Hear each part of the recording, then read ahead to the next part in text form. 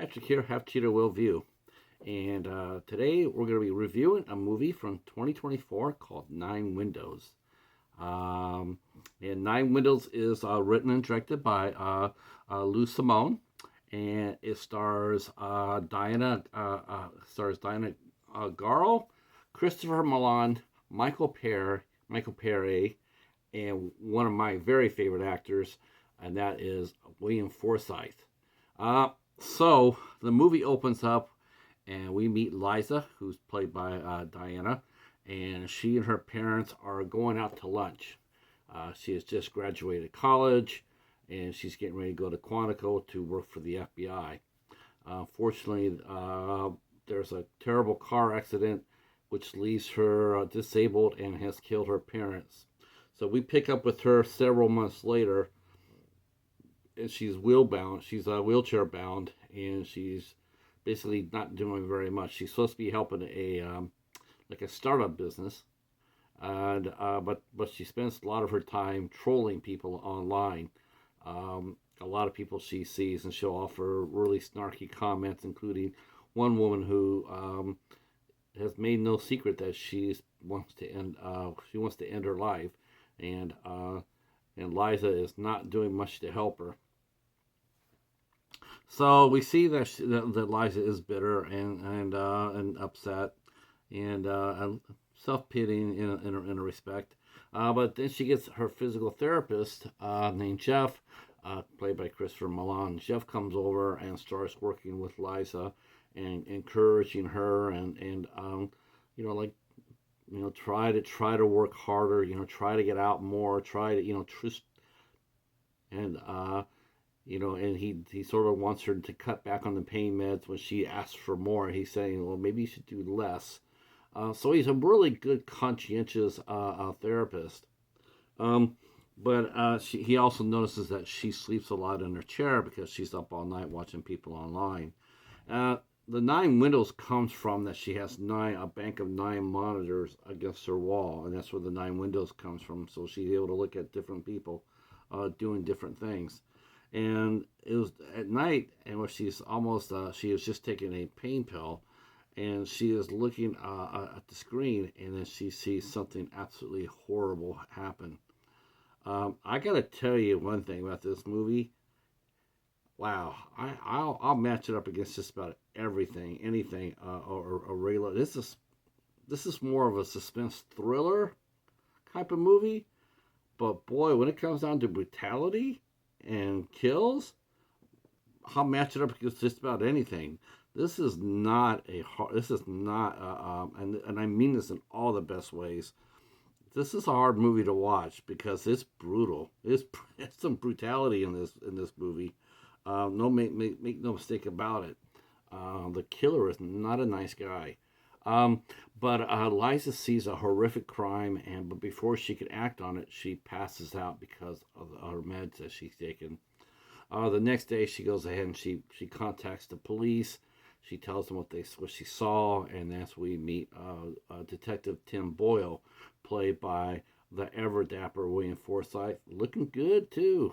William Forsythe looking all right. Still got that. He's still got that aura around him that makes him one of the best actors working today. Um, and yes, he is a critical part in this movie.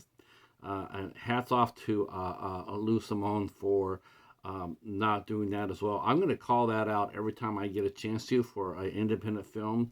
When they do get a big star to come in and work their film, and they actually have real scenes and just not there for the one scene, I'm going to commend the filmmaker every time for that. And I'm going to do that for Lou Simone. Um, she has William Forsythe and Michael Pare on, and they play both important parts in this movie. Anyway, Detective Boyle comes in, and he happens to be the lead of the cyber crimes unit. But you can see he's a little older, and he's not very tech savvy. He's supposed to be cyber crimes, but he's pulling out an old notepad, and Liza comments on it. You're leading the cyber crimes unit, but you're not you're not using like a phone or an iPad or anything like that. And he goes, well, no, because this can't get hacked. So they go over there. What she thinks she saw. What she thinks she saw. She explains it, and then from then on, things get really sketchy. Uh, at nighttime, people are being killed. They're being killed brutally, brutally. And then right afterwards, the name of the user is shown on the screen and then disappears, and the count is shut down. So they have a hard time trying to find out who this guy is. And so, and then we also see a bit of a romance trying to work its way into um, with Jeff and Liza. They do hit it off with each other, and they have great chemistry together. By the way, they have great chemistry on screen, and this is probably where this movie for me is a little schizophrenic. It's because it comes across both as a love story, like trying to kindle a love, and but if the kills, if the violence were tamped way down, I would actually almost say this would be sort of like a Lifetime movie. But that's not the case. Let me tell you, that's not the case here. Stick with it. You'll be glad that you did. So Liza and Detective Boyle and Jeff, they're all talking about the case. Detective Boyle brings in his former partner, who's now retired, and he used to work for the FBI, and that's retired Agent Larry Thorogood. And he comes in there and he assists his good friend Tim in for some information and whatever he can do to stop this guy. And Liza's using, now she's sort of like, she has a purpose, and she's starting to use her brain now instead of just sitting there, just feeling sorry for herself. But now she has a drive to try to catch this guy, and so she dusts off her brain and she goes to work trying to find him with a good old fashioned detective work. But in a weird quirk of fate, the killer now knows who Liza is. So now it's a race. Liza versus the unknown killer. Who's going to get who first? That's really, I can go far as this movie because I don't want to give it away. Obviously, no spoilers. All I gotta say is I love this movie. I thought it was fantastic. I really did. I really did. I thought Lou Simone wrote a really good script. And what I really like is her two leads, Christopher Millan and Diana Garle. They have strong chemistry, and Diana Garle is she's a comer. She is really, really cute. I gotta say that. She's got a beautiful smile and some killer dimples, and I'm going like, that girl's going places because yeah, and she's got some really good acting chops too. The camera doesn't loves her. The camera loves her. Of course, for me, my boy William Forsythe, that's who I really was looking for. He had a great role. Absolutely loved him in his role. He kicks ass. He always kicks ass. Even when he's playing a bad guy, he always kicks ass. But here he's on the side of the Angels, and we're all the better for it. It's a low budget film, and there are some thinness. There's some thinness to the movie.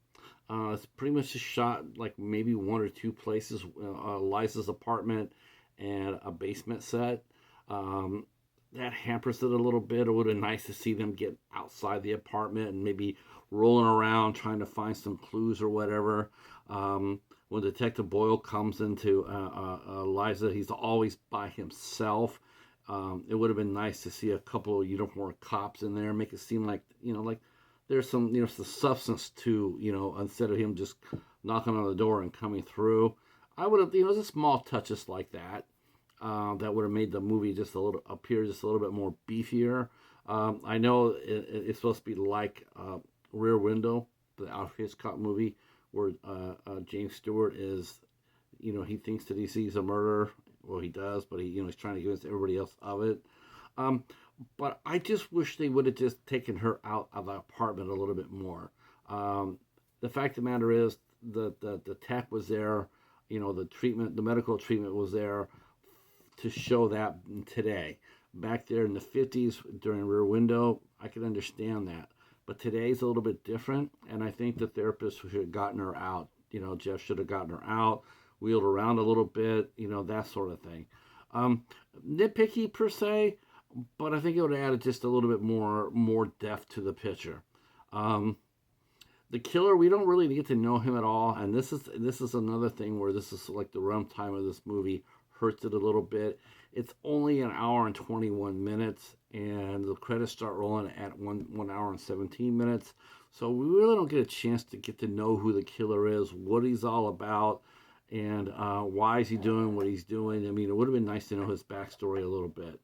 Um, it would have helped. As it is, he's a brutal killer, but we know nothing about him, why he's doing what he's doing, or anything else like that. The movie could have ended. Could have used an extra 10 to 12 minutes, maybe and maybe to draw it out. The final confrontation. The final confrontation did feel a little bit rushed, and that's a shame because this movie deserved. It earned its right to breathe. To stretch it out, to go out to instead of going an hour and 20 minutes, it was all right for it to go for an hour and 35 minutes. Give Lou a little bit more time to play with it. But that's just something that she's a young director, and something maybe going forward. I don't know what it is. It's just me or what, but it does seem like movies are getting more and more condensed, and it's like I hope that's not a trend that we're going to see a lot because I really like this movie, and I really wish I could have got an extra 10 or 15 minutes out of it. This movie came out on this film, Nine Windows, was released by Gravitas Ventures. Gravitas Ventures is on a roll right now. I have a few of their films. They can pick some good films to back, and this is one of them.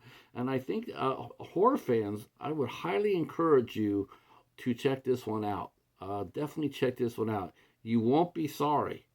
I will say this too: if you're an animal lover, you will not like. You'll have to leave the room for a scene. You'll have to speed it up or leave the room for a scene. Just letting you know that now. That's probably the only spoiler I'll give to you. Is if you're an animal lover, you're gonna want to leave the room for a few minutes. It's rough, but it's a great movie. Well done, and looking forward to talking to Lou about her film. Like I said, even though our review is going to drop after we talk to her, but she will be here on Tuesday, October 22nd. My review will drop October 23rd. So, because I don't review before I interview. That's right, the Cassie rule. But I hope that you will enjoy hope you enjoy the interview. If you're watching this review after our interview, I hope you enjoyed it. I hope you enjoyed meeting Lou as much as I did. And thank you for watching. And we will talk at you soon. If you're new to the channel, please hit the sub button, hit the like button, and drop a comment down below. Thanks so much. We'll talk to you. We'll talk to you soon. Peace.